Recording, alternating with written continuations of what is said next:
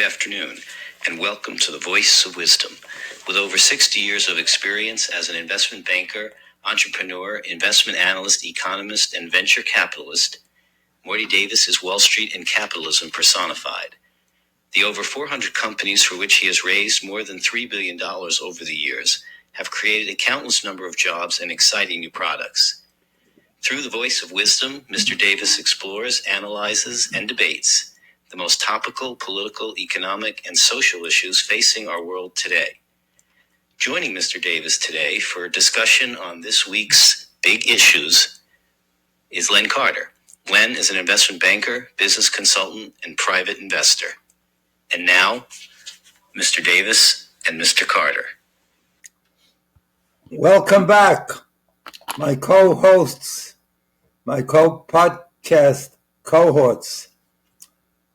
I'm delighted to have made it through another week so I could spend time with you and discuss the issues of the day. I do enjoy you. I hope you would enjoy me at least a little bit as much as I enjoy you, because you show that you're good students, good listeners, that you're attentive, because you write me such incisive notes that make me smarter, wiser on the Voice of Wisdom. But it's your wisdom added to what I already know that makes the big difference. So thank you for joining me, and I hope you enjoy the program again today. I'm privileged, and it's a pleasure for me to have Len Carter back. The reason I invite him back as often as I do, it's almost his program as well as mine, his podcast, is because he's so brilliant.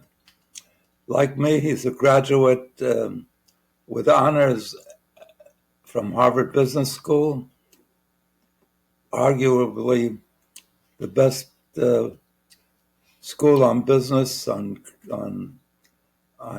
anything related to business, on entrepreneurism in the United States and maybe in the world. And he also is a graduate engineer of Cornell University with honors. That's a great Ivy League school. And then one of the great schools in America, Stanford University, where he earned a graduate degree in engineering with honors from Stanford. So even though he doesn't agree with me all the time, or even some of the times, I love having him on because he's very, very brilliant. And thank you for joining me. Thank you for having me. Anyway,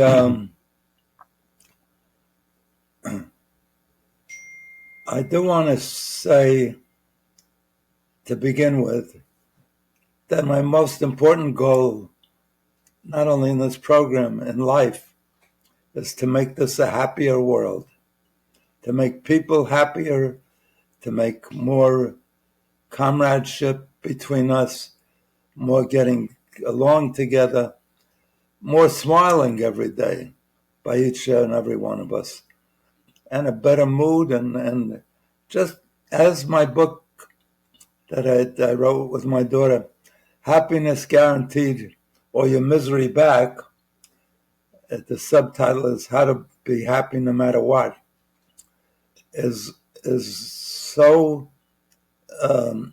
invaluable in producing happiness, not because I say so, but because the feedback I've gotten over the several years now since the book was released. It's a good thing the book was released, because some people said they're not sure that I should have been released. No, I'm just teasing. Since the book was released, I've gotten so many from such brilliant people. One is, as I mentioned before, a president and chief executive of a Fortune 100 company who loved the book so much, he worked over while his wife and two sons were watching their favorite TV program and suddenly turned it off and they went crazy. They said, "Oh, Dad, what are you doing this off it?" And he says, "I'm DVRing it. I'm recording it. You can watch it anytime. But I want you to listen to one page of this book. It's made up of 365 pages, one page for every day of the year to inspire you, to uplift you, to hopefully make you smile and make you happier. It has a joke on every page, and I'm sure it's going to do that for you because it's done it for so many who write it to me or call me and tell me that. This chief executive has sent it out as a gift over the years. The course of a year, he sends out not only hundreds but thousands of gifts, and he says that he's gotten more positive feedback from this gift that people enjoy throughout the year and remember that he's the one that sent it than any gift he's ever sent in the past, where the most he ever gets is a thank you note, a thank you call, but during the year they never remember who sent it. So I want to assure you that if you get a copy of this book and you start to use it, it'll lift your mood, it'll make you smile, it'll help you overcome all the negatives of life, and we all have negatives. And if it doesn't, it's the only offer anybody's ever made. Tell me if I'm wrong. That not only will I give you your purchase price back, if you send me, you say you're unhappy with it, and send me your purchase slip. You don't have to even send me the book back. You can keep the book. That'll be a bonus. But I'll give you double what you paid. Not your money back, but double what you paid if you're unhappy with it. So it's not only a no risk, it's you come out ahead. Tell me another deal like that, because I'm so positive you're going to enjoy it.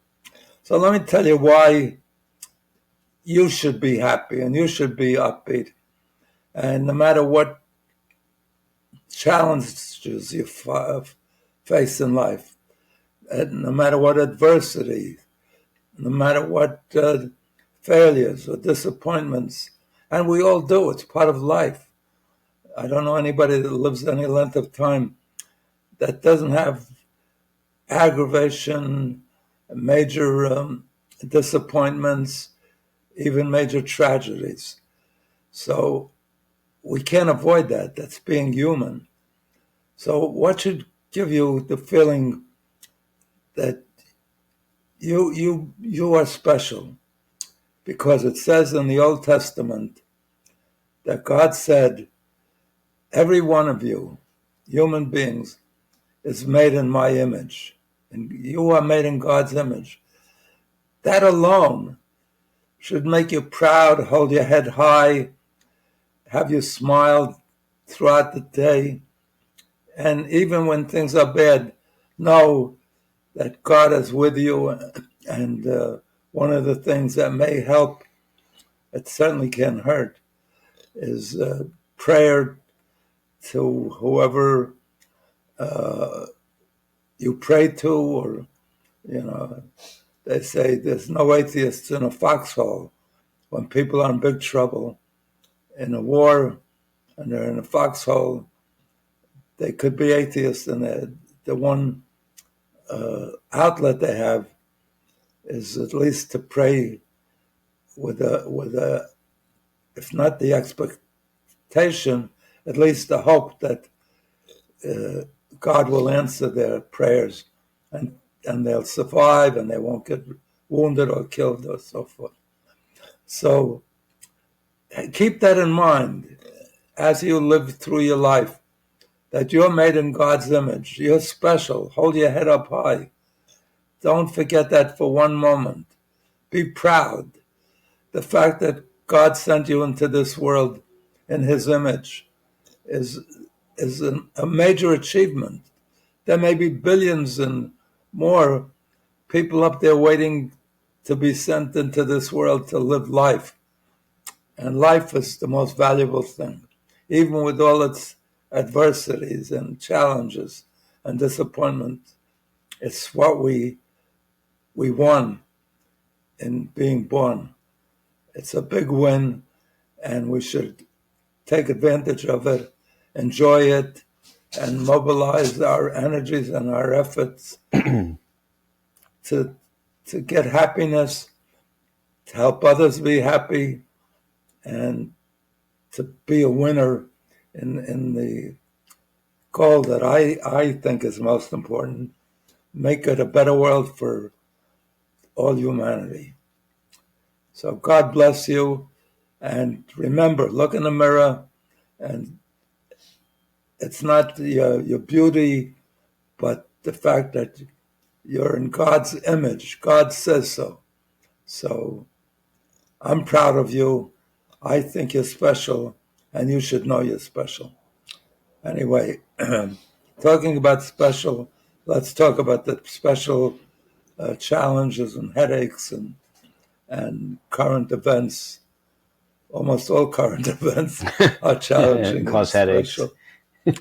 So, Len, you want to, before I continue this monologue, let me get you all the benefit of Len's brilliance and his insights with respect to the issues that we're going to discuss this week. So a few things are sort of top line these days on the news and in the headlines.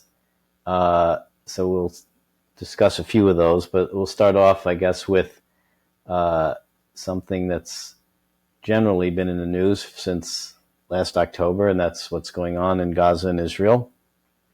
And in particular, what we saw happen here last week in the Senate, where Senate Majority Leader Chuck Schumer said, and I'll quote this, "A new election is the only way to allow for a healthy and open decision-making process about the future of Israel at a time when so many Israelis have lost their confidence in the vision and direction of their government." So I guess sort of two issues here. One is that a correct statement? And two, should our elected officials be calling for regime change in a democratic country? So the president, Republicans immediately came out and criticized Schumer for what they said was turning his back on our close ally and the only democracy in the Middle East. Any chance to criticize the opposing party, the Republicans are going to take. President Biden came out and said it was a good speech, but stopped there. Didn't really say anything that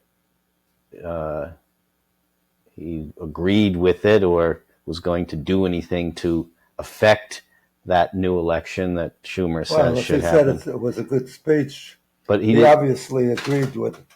But not to the extent he said he's going to, for example, withhold aid until they have a new election or something like that. In a lot of ways, Biden's been sort of passive aggressive. Right. He's been like supportive, talk, criticize, but fortunately for Israel, the actions haven't really been critical, which, at least is good for the people of Israel. So I'll start with posing that question to you. One, in terms of, is it the right thing to do, to say? And then, should our leaders be saying stuff like that? Is that just appropriate, whether it's right or wrong? So to give you some framework before I respond to the question, was what he did the right thing, suggesting that Israel, the country, should hold a new election. That's unheard of. I mean, he hasn't even said that to Putin. Have a new election because he had no opponent. You wiped. They're all convinced that he wiped out the only opponent he had, that it was moderately serious. I don't know how Putin got only 87% too. I mean, who voted? Who's the other 13%? They're dead now, probably. But who are they? Yeah. I guess he had to make it look good, right? Yeah, Can't be 99.9. It had to it's be the reporting. It doesn't mean, or some dead people were written in. But I'm saying there are other countries where that statement would be much more appropriate. Countries that don't even have elections, fascist countries, dictatorships. So here's a case where, to give you a sense, as I said, a frame of reference, over the years, I've been at different times a financial supporter of Schumer's. I haven't always agreed with him, but I've been a financial supporter. I've been friendly with him. I've been proud of him because he came from nowhere. When he tells the story in Brooklyn, he was a fill-in candidate because nobody thought that in his district that a Democrat would have a shot. And they asked him to step in when nobody else would. And he stepped in as a candidate and won and became a congressman. And ever since then, he's been straight up. So I'm proud of Chuck Schumer and what he's achieved. He's clearly very bright. I think, like you and I think he's a Harvard graduate. We won't hold that against him, no. So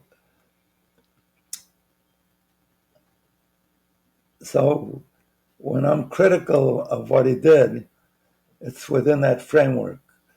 I'm proud of him as the Jew that has come the farthest in the United States politically, as majority leader of the Senate. I don't think there's been any Jew that's held a higher position. Nope. They've had major positions in the cabinet. We've never even had a vice president that was Jewish. So I have to admire that part of what he is. And over the years, he's even been supportive of Israel many times. Not as enthusiastically or as committed as I would have liked to hear him to be. But I was proud of him. And here he comes along and does something that people don't do in a democracy to other countries, intrude in their elections, and particularly since, in this case, a majority of the Israelis, even though they're not so enthused with Netanyahu and the failure of the Israeli defense forces to protect against what happened on October 7th last year.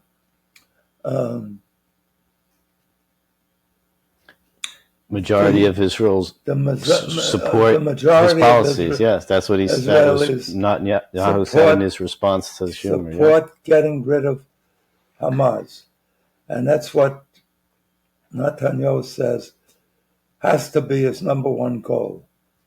He wants to do it without hurting innocent citizens, and that's why he stopped going after the people in Rafah.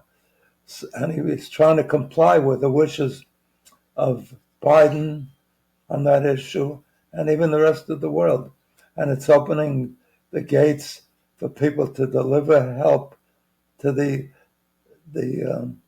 citizens of Gaza. They're probably getting more good treatment in terms of meals, in terms of support than they ever had in the whole experience. And every day they're opening up more. I think the United States is sending a ship that can drop off far more food and medicines that the citizens need. And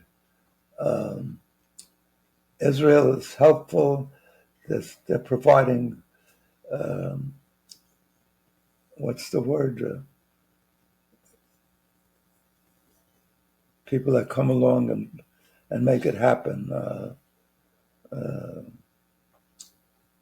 Support, like militia, to help deliver the food to the people.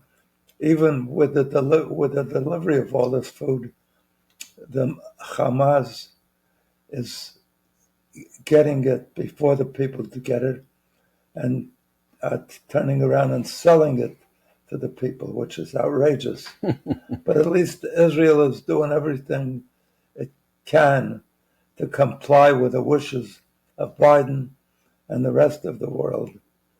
And I know for sure, and I'm positive nobody can show me a country that is more considerate of the enemy and more fair in a war by giving notice to civilians to get out of the way than Israel is. So any criticism of Israel is based more on just the basic anti-Semitism that exists than anything that Israel does. Israel is the most caring. As a matter of fact, of all the countries in the world, Israel, even though it's a small country and doesn't have the resources of the wealthy countries in mines or in natural resources, it's the first country that immediately, when there's a tsunami, sends over doctors and hospital equipment, ambulance, there's surgeons to help the country and rescuers to dig out the people, all kind of help. And they do it for every country. They did it for, they have no dog in that fight, but in the case of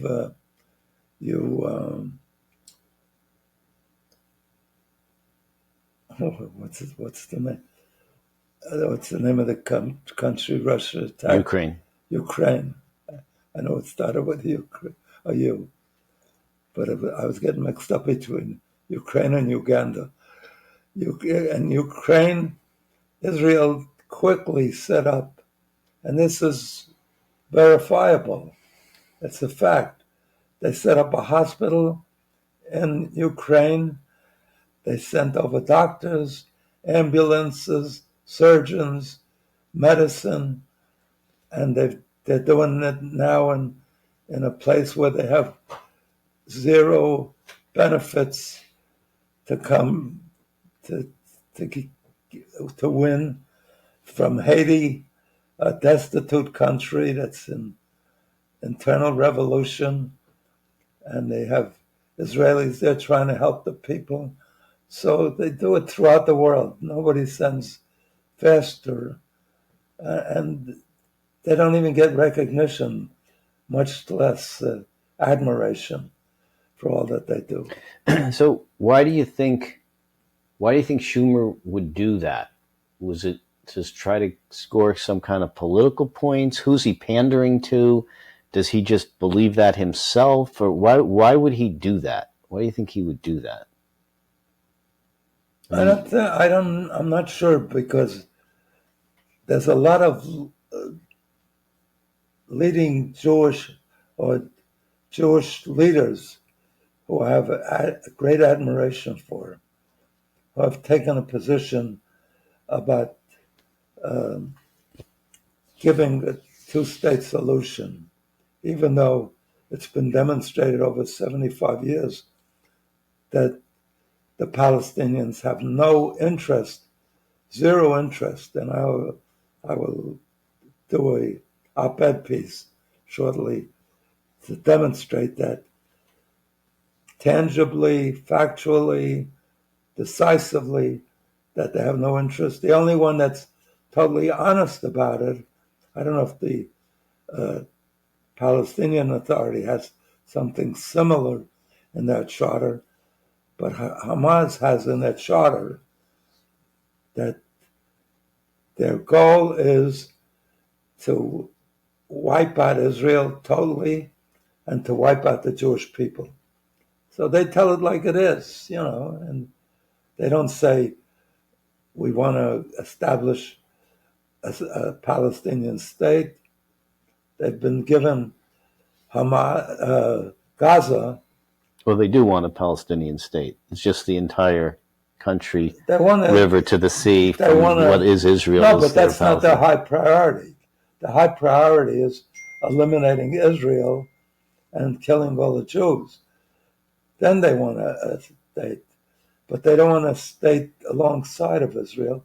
And they've shown not the single gesture over the 75 years to demonstrate that they have such an interest, while Israel has shown over the 75 years that they want to help the Palestinians get their own state if they want to. In some cases, they made offers that, in the case of Clinton, says he never understood why they rejected, what's his name, Arafat rejected it and came back and to the Middle East and to the area of Israel and Palestinians and started an intifada, which was an internal rebellion, killing Israelis and starting a so terrible relationship. You think that point is just lost on Senator Schumer, or is he just pandering to the progressives for votes? Why would he say that? I think it's lost on these three people that I respect, I admire. I think they're great. They're great Jewish people, but separate from being great Jewish people, they're great American leaders.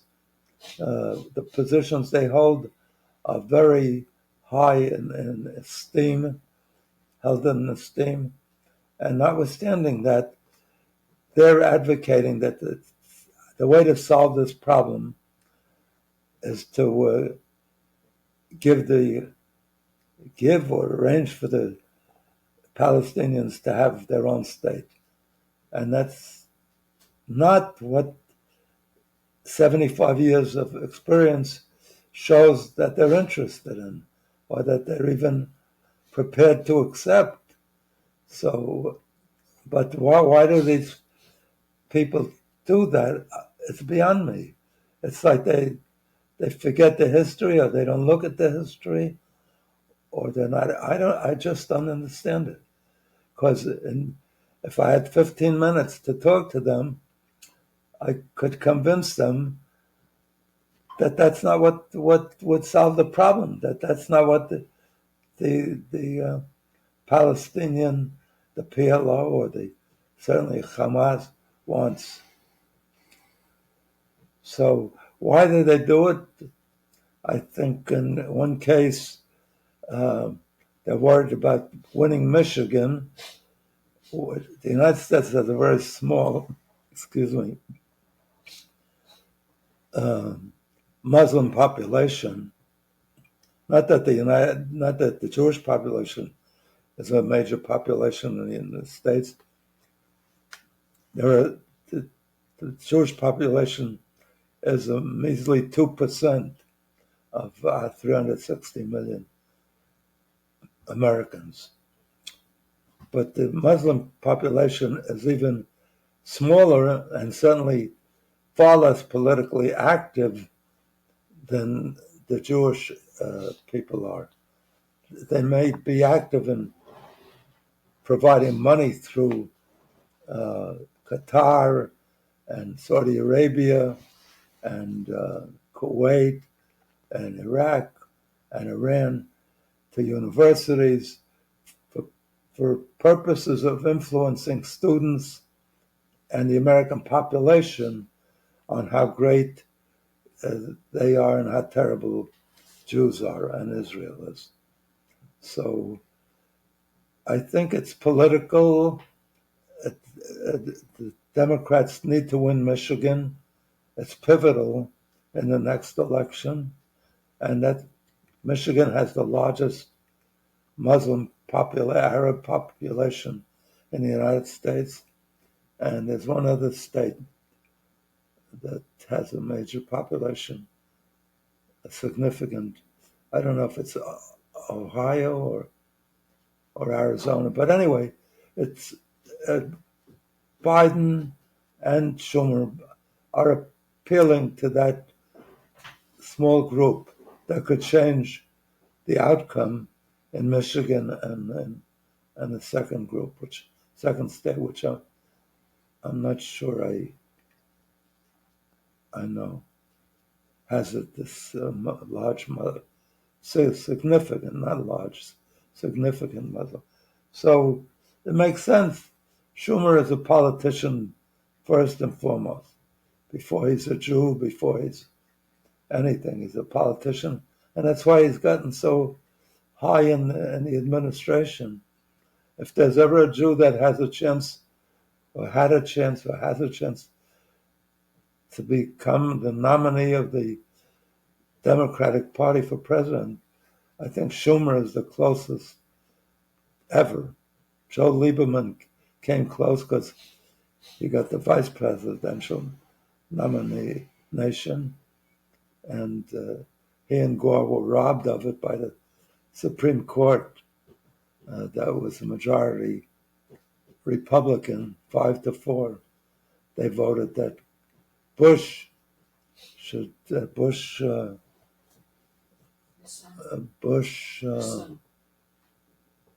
what was his vice president? Bush Cheney should be the winner of the 2000 election, even though they got far fewer votes. And even in Florida, which ended up being a pivotal vote, they asked for another recount, and the Supreme Court said, well, no more recounts.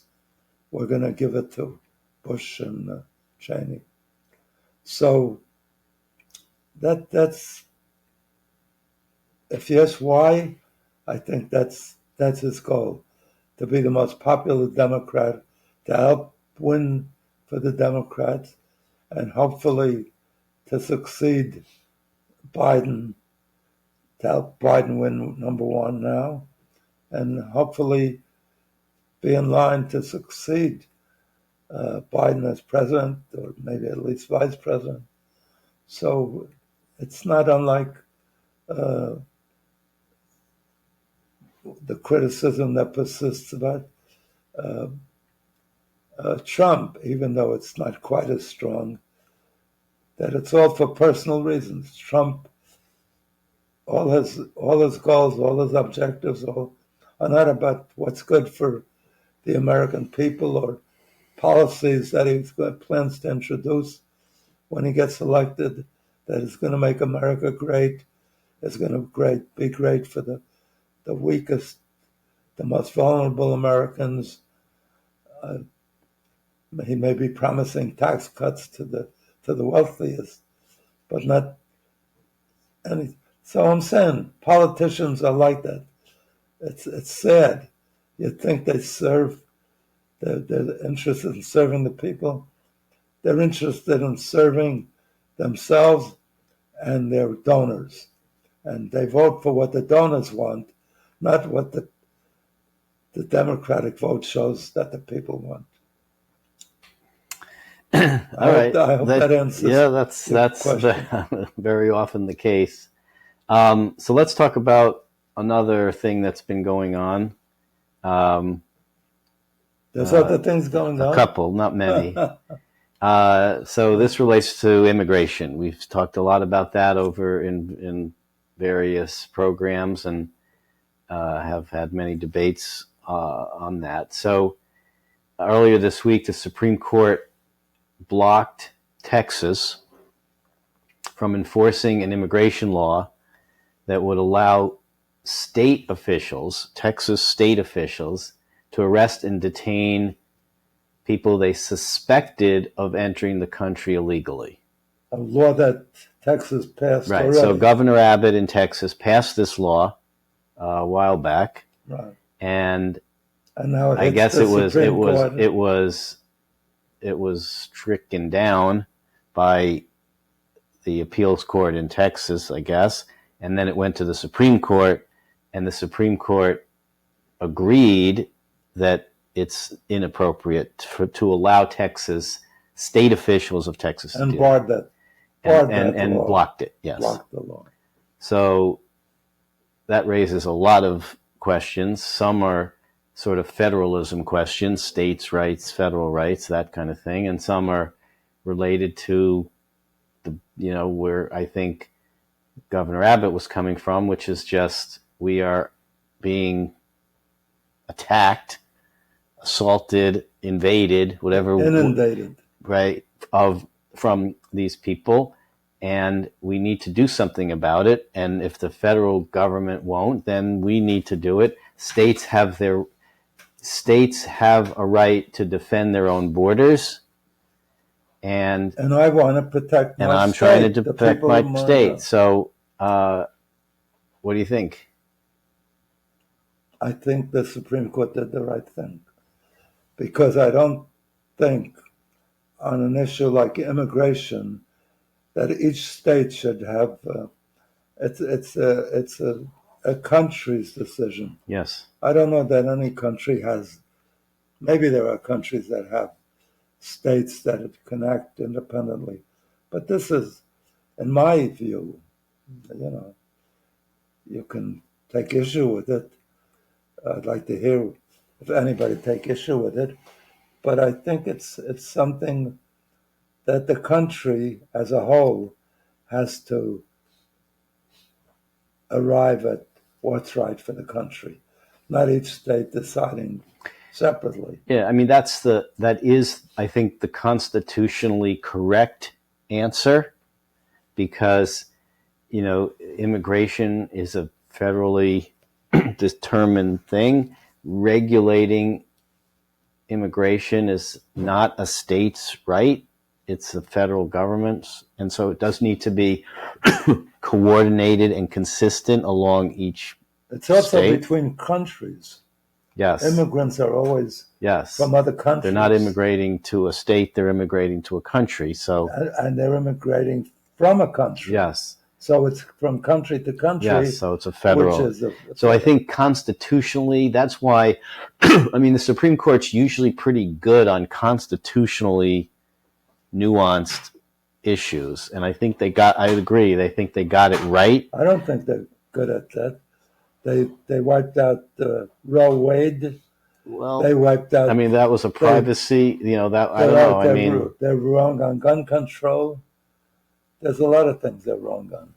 That's going to be our next topic. Okay. But I think in this case, I think constitutionally they got it right.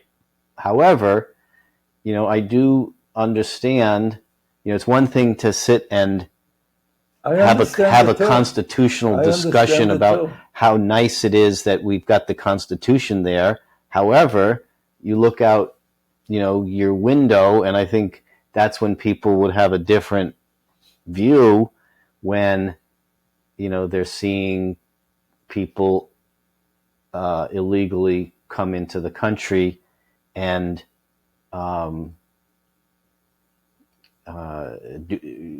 resulting in whatever may happen. In some cases, crime. In other cases, just consumption of resources. I mean, undocumented aliens. It should be controlled and not anybody who wants to come in can just cross the border or sneak across the border.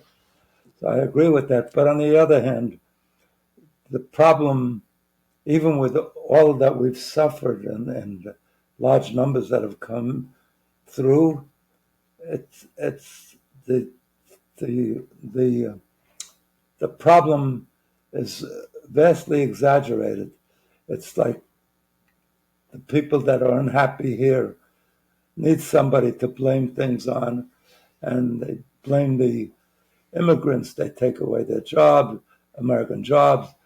They result in lower pay for Americans, all of which during this infiltration that has occurred over the last few years proves otherwise. Jobs have grown dramatically.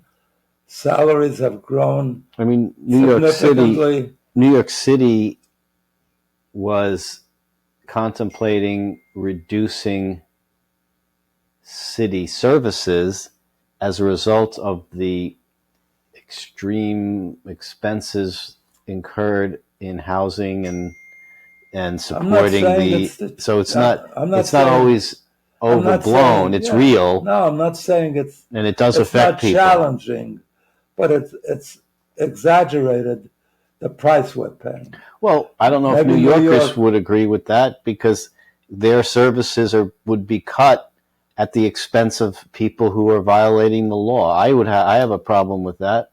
I don't see a vast rebellion in New York against the city government or the state government on this issue. It may be that you say... Well, as it turned out, they didn't. It will.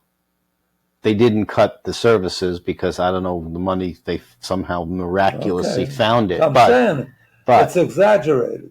Maybe in that case it was, but to me, it doesn't matter. I have a problem with one person illegally consuming resources that other legitimate citizens could benefit from. You and I, I'm almost old enough. You're certainly not old enough.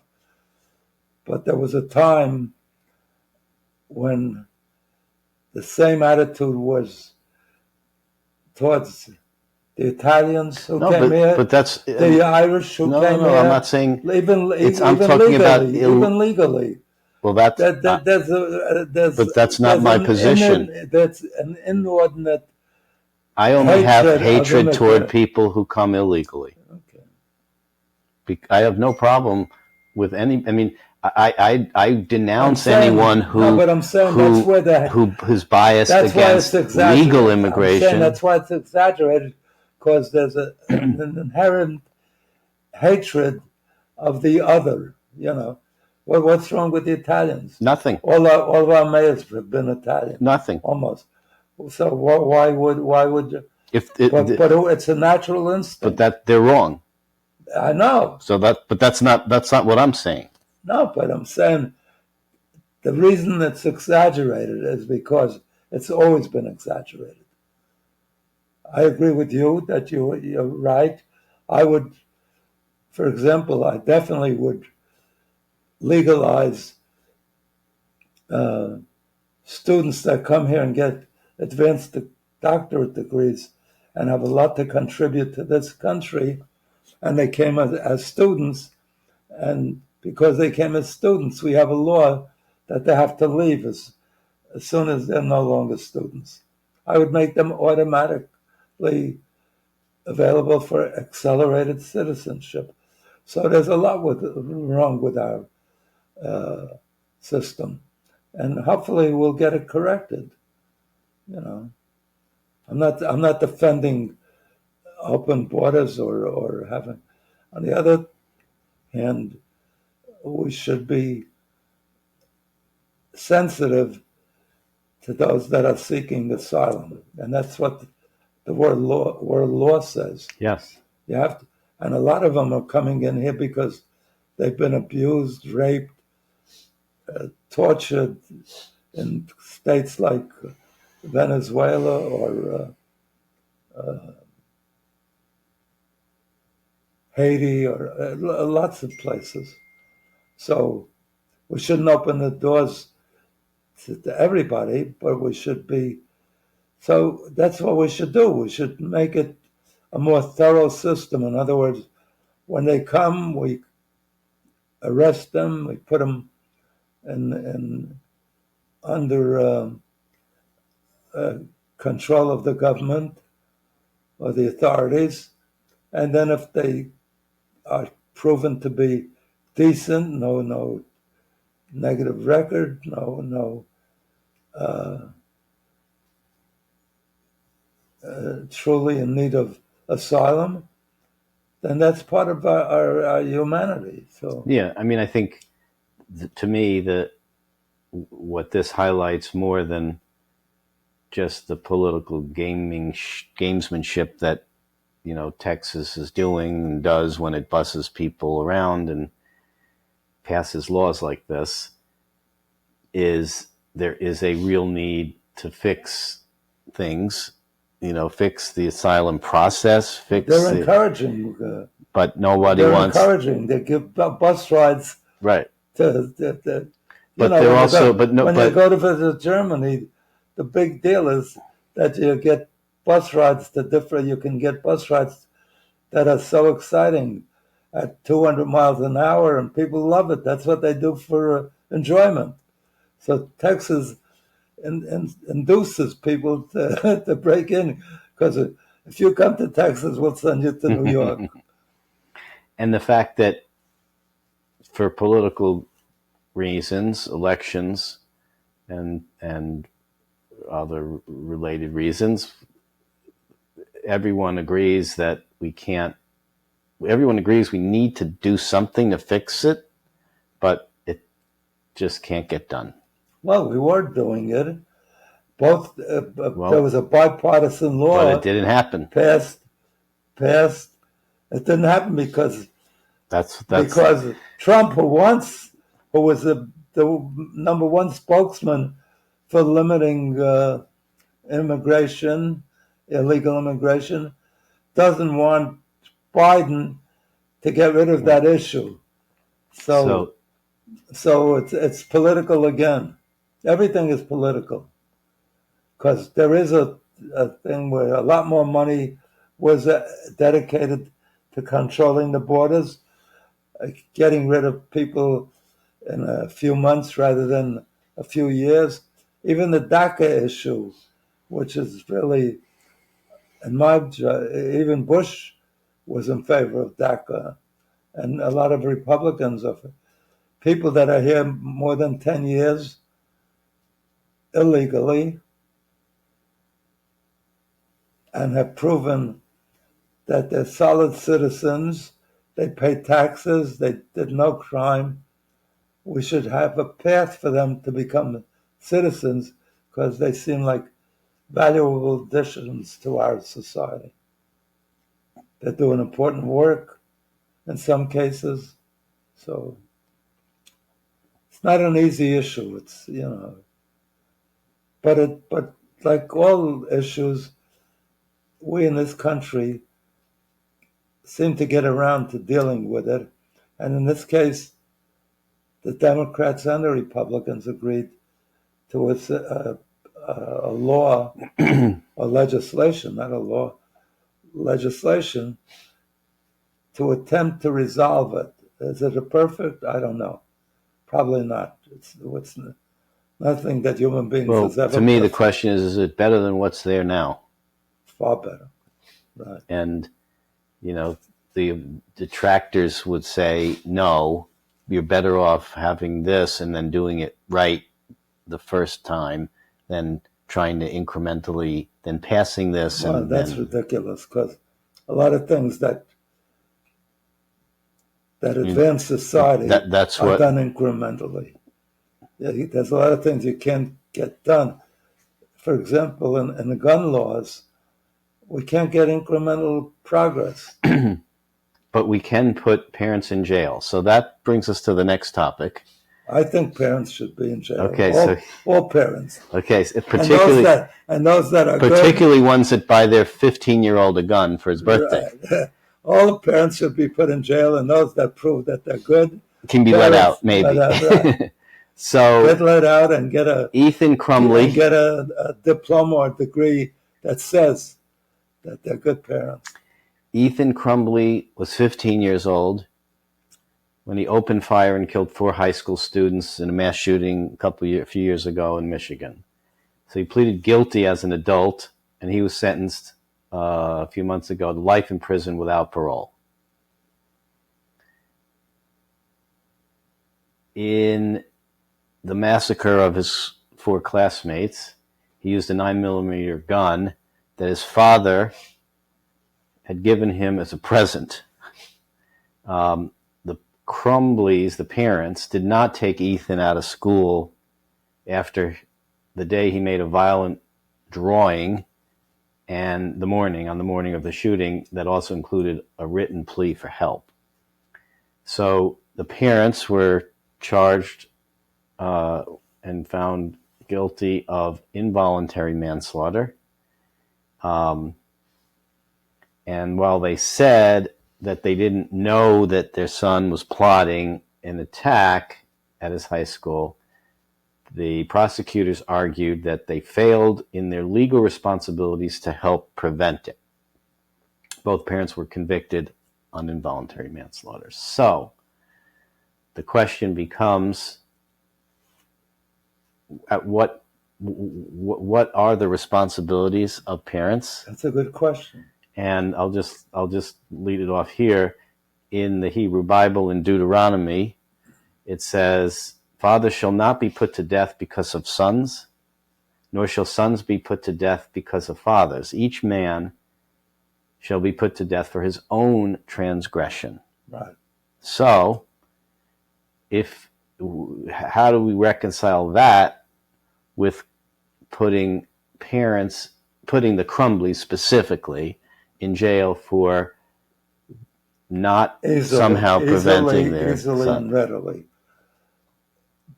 First of all, parents shouldn't be jailed or held guilty because they didn't appreciate the implications of drawings.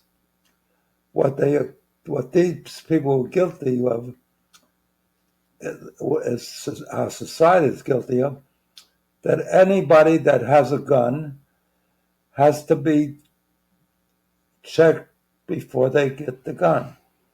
When you buy it for your kid, there's nothing. You go to a gun show, there's no checking, and they don't know who you're delivering it to. You could be buying it to sell it to some murderer, and the murderer was never known to be the ultimate recipient, and nobody's held guilty.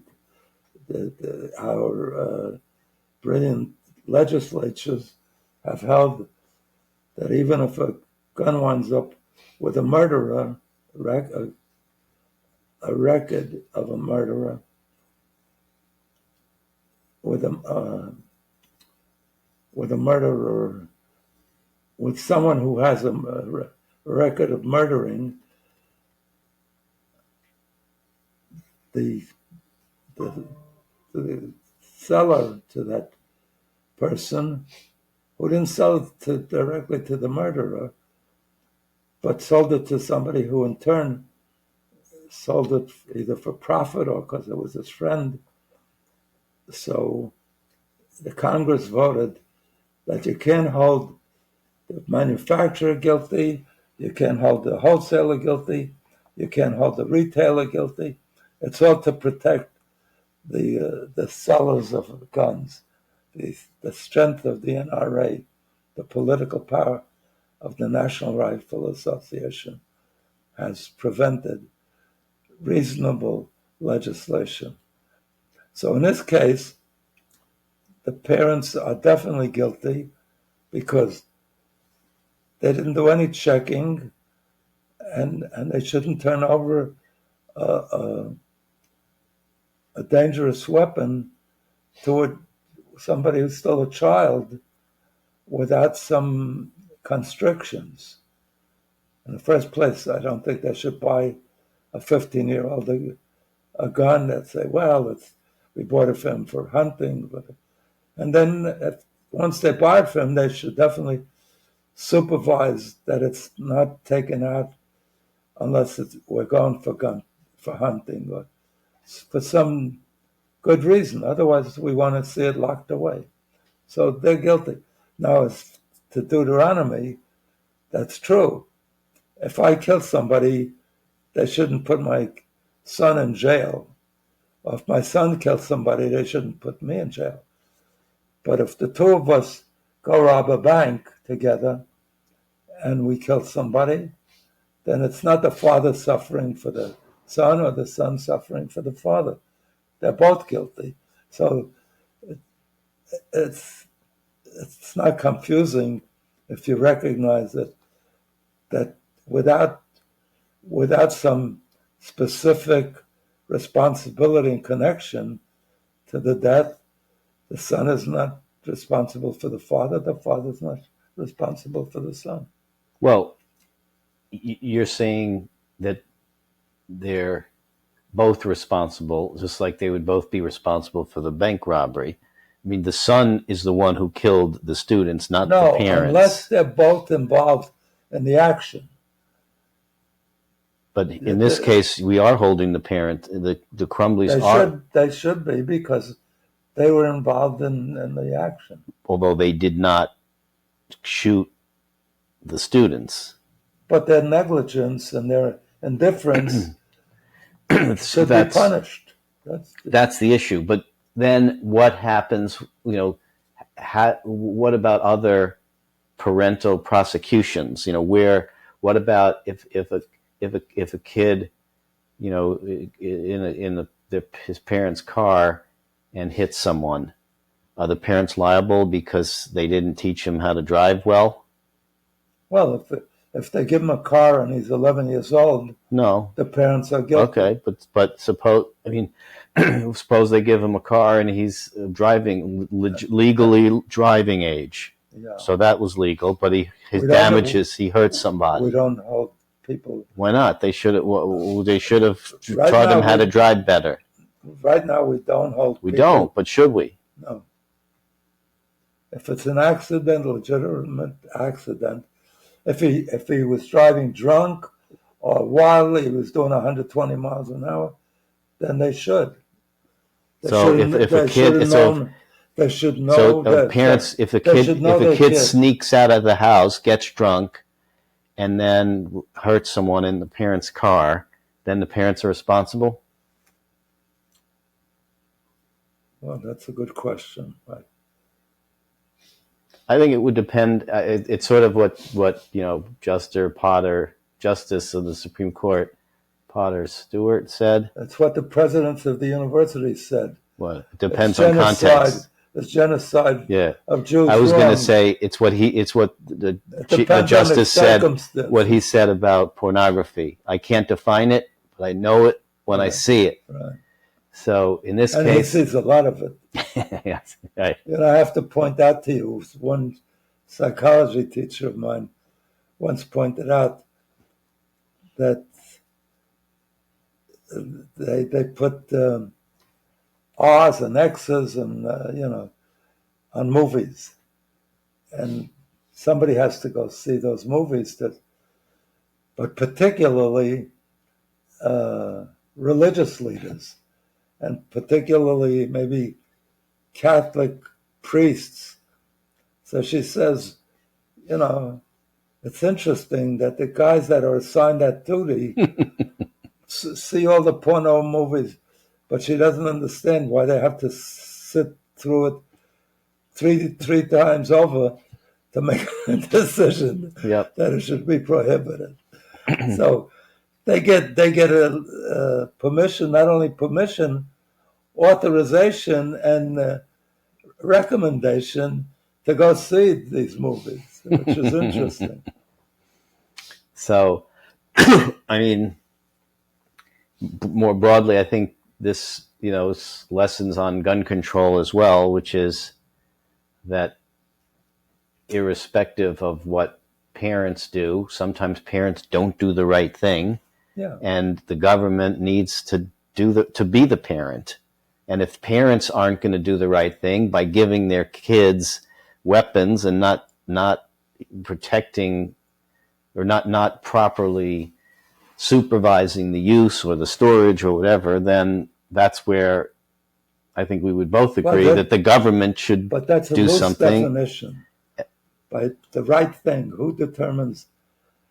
That's where we come to push comes to shove. What's the right thing? If some parent buys a gun for a young kid because he takes him a shooting.